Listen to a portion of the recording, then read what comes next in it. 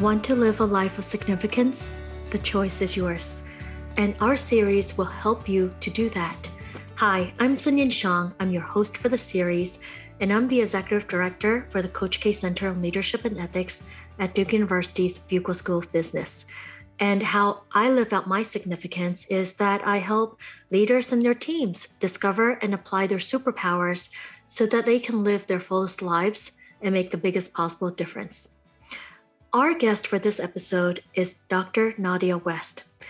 Dr. West is a pioneer in so many different ways.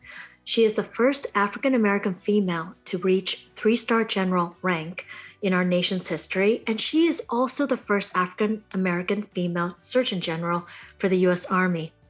And after her retirement from the military, she continues to live a life of service. She currently serves on the boards of Johnson & Johnson, Tenet Healthcare, and Marymount University, and she is also a distinguished fellow with our Coach K Center on Leadership and Ethics. Nadia, welcome. And my first question to you is, what does it mean to you to live out a life of significance? Leading a life of significance to me just means, again, being your authentic self. I mean, we hear that a lot when you think of, what's important in leading and what's important in living. It's being your authentic self, being who you are. But what does that mean? Because I think a lot of times when we think about significance, we think of fame, importance, and that individuals have to be known by many or popular to be considered significant. And I tell you, one of the things that always used to hit me, well, actually, one of the things that hit me as I was going through and interacting with others, and on a as a leader, as a fellow soldier in all these different areas, and there was something that was said by Pope John Paul II. He was talking about humanity, and he said, every single human being is unique, precious, and unrepeatable. And that really struck me, because he didn't say every human being or every person that's known by all or that is in a certain status. It's just every human being is unique, precious, and unrepeatable.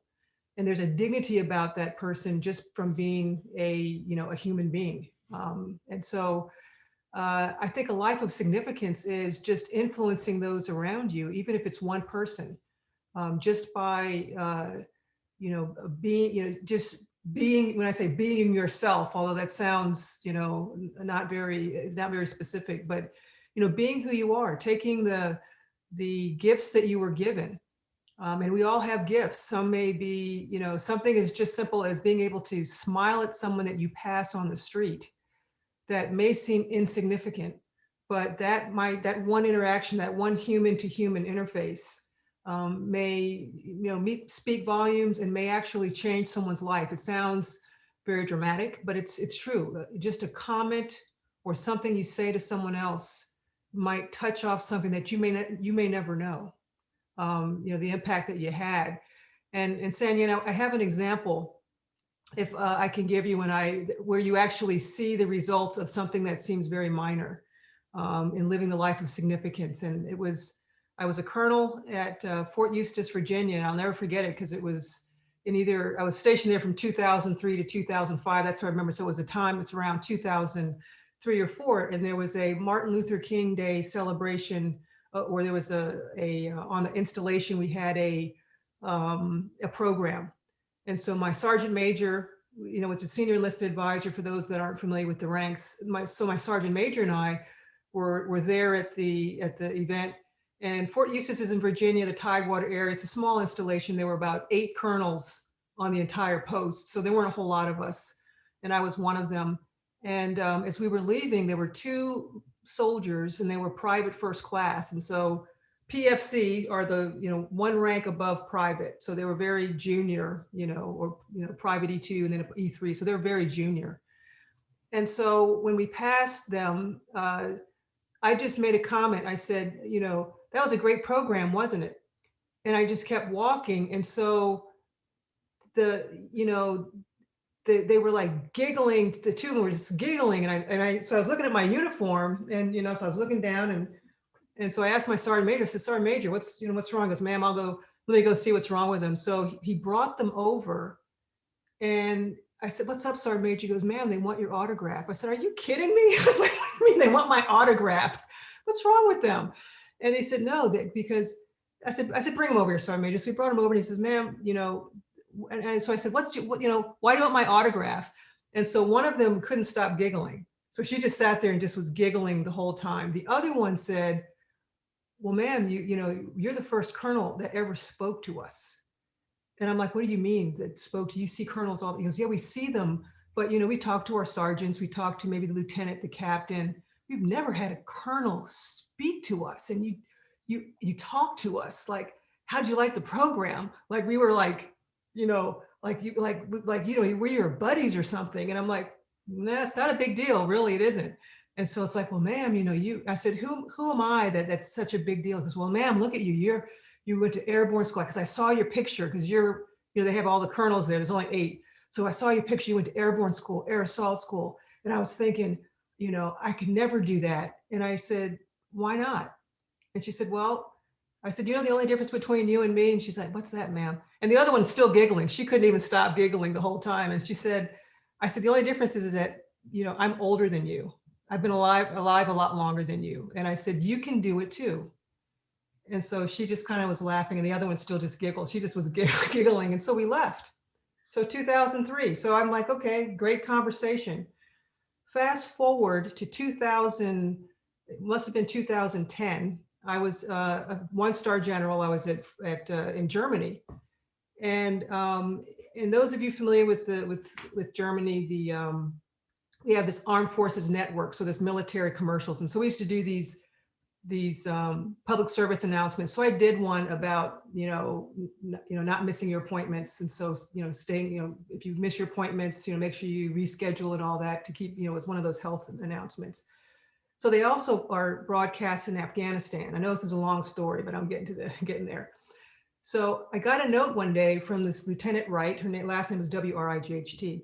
So First Lieutenant Wright. And so she sent a note. She said, ma'am, I saw you on AFA, and you may not remember me, but I was at Fort Eustis, and you spoke to me. I don't know if you remember. You probably don't remember. You see so many people. I said, I do remember you and your giggly friend.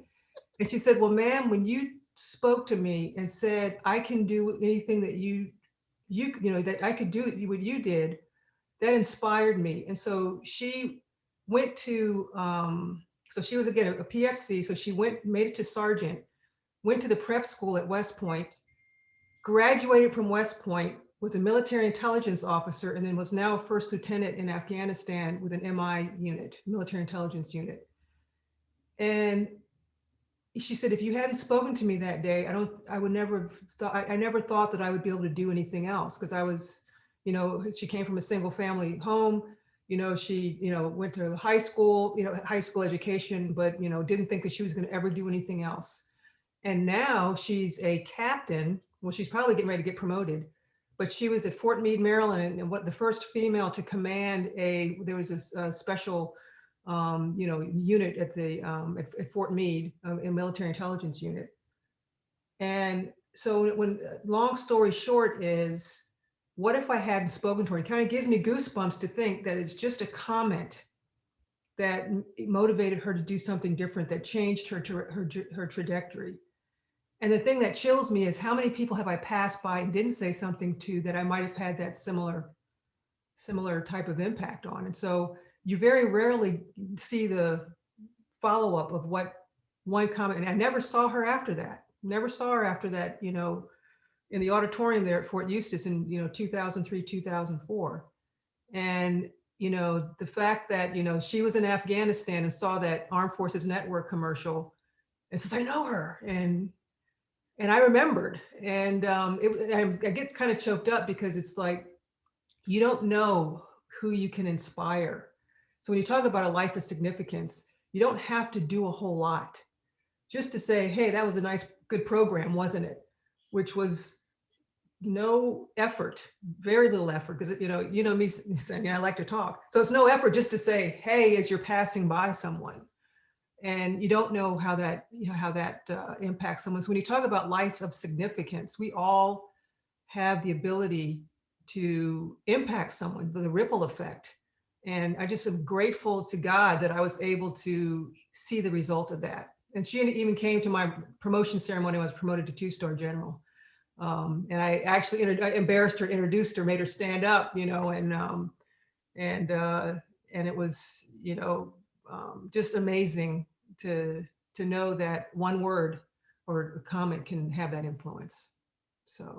That is so moving. I'm like tearing up as I'm listening to you speak. And I want to go back to a comment you made earlier about the definition of life of significance, that I think a lot of times in our society, we conflate the end goals as fortune or fame or status or how many followers do we have on social media, when those things are good as long as we understand they're just the means, the tools to a larger end, which is the difference, the positive difference that you're talking about in other people's lives, or can make on other people's lives. But in your story, what you just shared, it took seeing.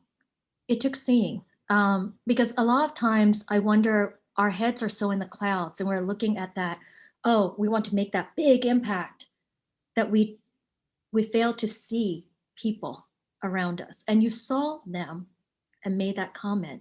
And that seeing alone is what makes the other person feel they matter when they're seen, right?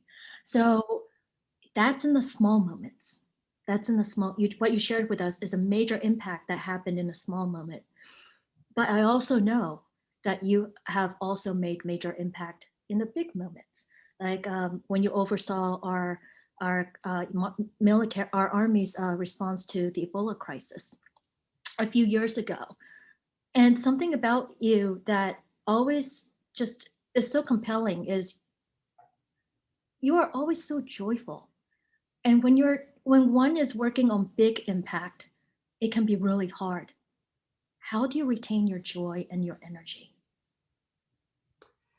Well, quite a few things, quite a few ways. One, it's and I'm because you asked me, so I'm telling you what the source is. It's my faith, right? So I'm not proselytizing, but I'm Roman Catholic by faith tradition, and there was a homily I heard not too long ago that really hit me, where it said, as Christians or as people who are believers, and I would say anyone who's a believer of whatever your belief is, I think you can extrapolate it, but it just happened to be Paul who said it.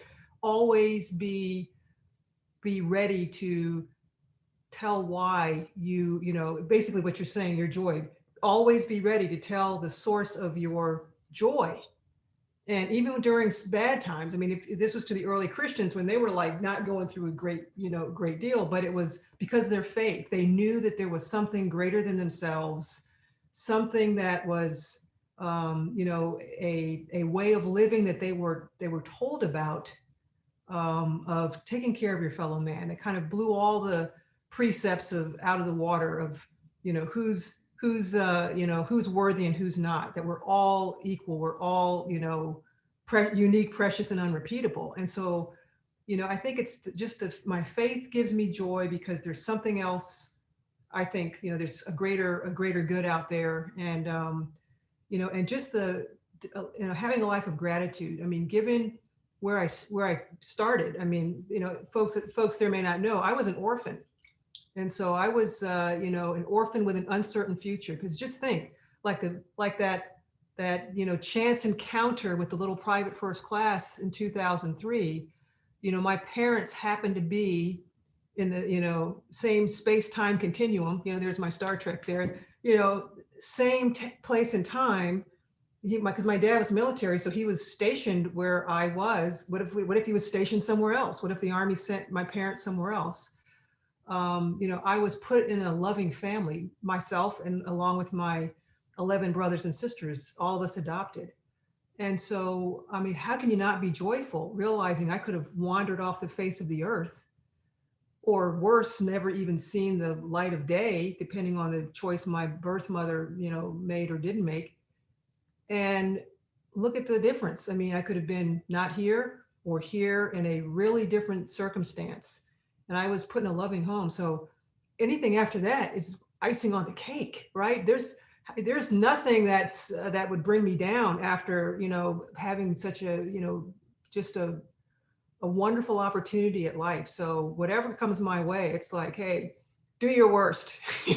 I can do this. But so I think that's why it is. It's because I just realize I have the context. So for me, staying joyful is maintaining a context of, not only where I came from, what, how the situation, how they say it could always be worse, to kind of boost yourself. You can say, well, it can always be worse, but, and not to minimize pain and suffering that people have, of course.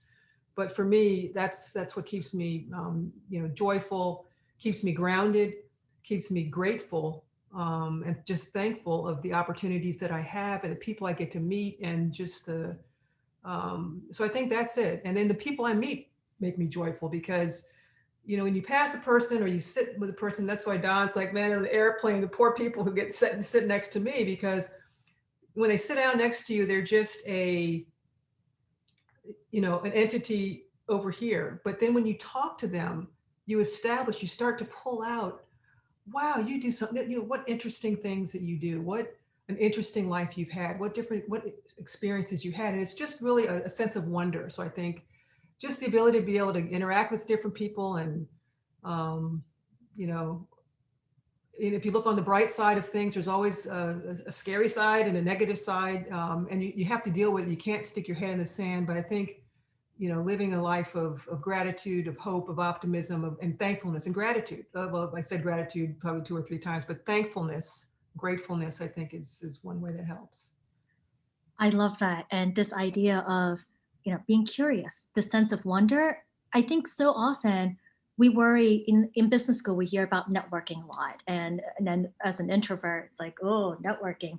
But if we look at it as discovering the awesomeness, the unrepeatable, the wonder in the other person, like you do with the strangers, it's just through a conversation, it opens up so many paths and possibilities, right? And that's what I'm hearing you say is you also see there's an energy, a joy that comes back as well. There is, and to me, and there's a kind of a breakdown of barriers too, because I've seen there are times when you'll interact with someone, and either if they're having a bad day, or if you're having a bad day, and it become this, like a walnut in a hard shell, and then when you start to talk to them, you get to see what's inside, and then it makes, I think I've seen it so many times where, it starts off, okay, there's no connection, right? There's no connection. But once it's kind of like driving. I always tell folks, when you're trying to merge, once you make eye contact, you have to let the person in, right? You can drive, right? You're driving. It's like, don't look, because it's just a car over there, right? But once you make eye contact, it's like, okay, you can go in, because they're a person. It's not a, just something over there. So I think it's the connection, kind of like we said before. Once you connect, once you can start to peel back and you realize, hey, that's a person. And that's why I think, people can be so, ugly sometimes when it's impersonal on emails, and on, all these different faceless interfaces that we have. And the connection, I think, is what helps, like you said. Yeah. I'm starting to ramble, saying this. You gotta draw me in, okay? You gotta Okay. reel me in, bring me back. No, this is so good, because so much of what we are sharing with our students and the type of students that we bring into our Duke Fuqua universe and Cole universe is this idea that leadership isn't a position or title, because people follow human beings. They don't follow position and title. So see other people as human beings and show up as a human being. One final question. In your career, it's a tough career. A military career is a tough career, but I also know how much family means to you. You're a mom, you're a wife. And so how did you balance that as you're trying to live out a life of significance, of making an impact on the big scale, but also being mindful of the what's at home?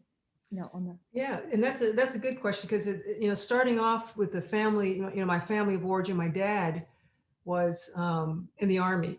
So that's why I'm in the Army today. I know. I mean, my dad joined in 1939 when it was still a segregated army, and then, stayed in for 33 years because he saw the promise of the organization. My mom, from Hot Springs, Arkansas, she was an activist in her own right. Worked for a newspaper, the Afro-American newspaper that used to be back in the day during segregation. There were black newspapers, and where the folks were. So it's called the Afro-American, from Baltimore, Maryland. And so she was a reporter on there. They'd really go out there and try to uncover things that were going on to make a difference. And so she was really quite a person of her own right. So I brought with me, my parents who, worked really hard. They had, it's like you can't have you don't take a rainy day break. You get out there and you work hard, and you can I don't say multitask, do both. They were really hardworking individuals, but they took care of the family. And their example was the best legacy they could leave. The best example they could leave was the values they taught us, their work ethic, and just the quality of the time that they spent with us. Because it's like making making memories. And so it may not have been so that was kind of like what we grew up in with the kids. And so my husband and I, who's also in the military, and he came from a large family too. There were 6 in his family, and he also, family around, hard work, same type of thing. And so we knew that we would continue to work. We wanted to serve, but I think by our example, making sure that our kids understood the importance of serving our nation, because we wanted to show them that, commitment, all those things. And I think in our attitude of not thinking, okay, what are we doing to our kids? Are they being deprived, or are they not living a normal life? But making the life that they were living normal, instead of trying to have some, having a normal life out here because someone has a idea of what a normal life is. And so there's kind of like a preset thing. And then if you think, well, they're not doing that, so it's not normal. But what we were doing on a daily basis, making that what a normal life is for them. And so, and I think the way that we approached it really helped them come along, and they loved the experiences. We lived in Germany for 4 years. In fact, our youngest was just like 6, 7 months old. So we were 4 years in Germany, then went to Korea for 2 years. And so he doesn't remember a lot of the Germany, a little bit of Korea, but our daughter does. And so she just loved those experiences, the different places that we went and lived. And that became their normal life. And I know sometimes people would wring their hands like, oh my gosh, we're taking them, they're moving around and they're not having a normal childhood. And so it's kind of what's a normal childhood. So and it was funny, one of the tennis players, I'm a tennis fan, our daughter played tennis. She was being interviewed once, and they asked her, because she was at Nick Bollettieri Academy from an early age, and was kind of like a boarding school. And so it's like, well, how is it not living a normal life? And she said, I can't relate, because well, you weren't able to do this. Yeah, but I don't know, I didn't do it, so I didn't miss it. And so that, making their life normal, I think, is how we made sure. And they both seem to be doing okay.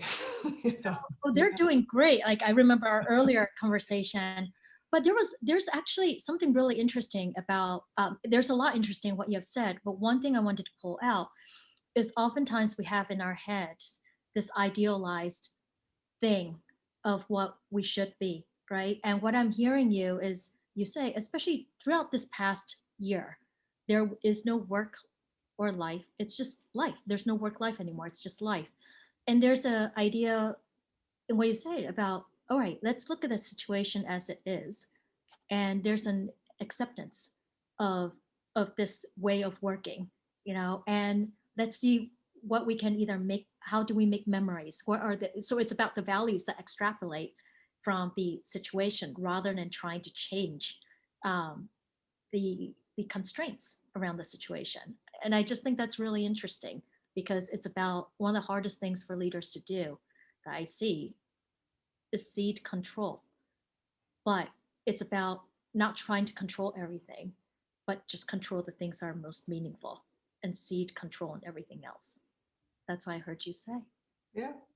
Yeah. Do what you can. Yeah. And as leaders, I think it's important to do that. You know, the Army definition of leading is providing purpose, direction, and motivation to accomplish the mission and improve the organization. Literally, that's I mean, if you go to the manual, and it also talks about the be, know, and do of leadership. But I always thought that was great because it says, it doesn't say you're in charge and you tell people what to do. It says you provide purpose, direction, and motivation. And you can do that even if you don't have a title or a nameplate on your door, or be at the front of the formation. And there are a lot of times when, you know, I've been able to do that leading from the side, you know, or from the back, you know, to make sure that those that needed to get something done, I didn't always have to be the person, like you said, we're going to do it this way. It's like, hey, this needs to get done. This is our purpose. You know, direction, how you do it. Well, you can either be very prescriptive in your direction, or you can say, you know, here are the parameters, you know, do it safely and don't do anything that you don't want to see on the front page of the Washington Post, you know, so those are parameters. And then you provide motivation. So you're like, hey, you know, what do I need to do to help you get your job done? What rocks do I need to take out of your rucksack so you can go farther? And so I think that's, you know, like you're saying, you can have the,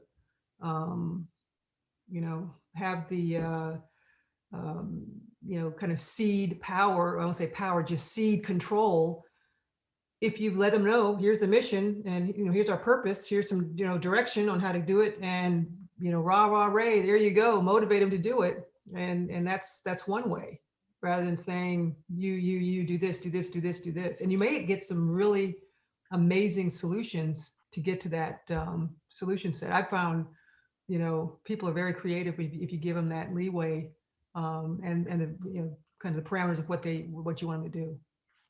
So what we heard today is living a life of significance is really about finding ways that by helping others feel they matter and helping them see possibilities in themselves, that's how we can most matter, right? And so in the big moments or in the small moments, being able to be mindful of the words that we say, you know, and how we show up is so important. Kind words versus unkind words.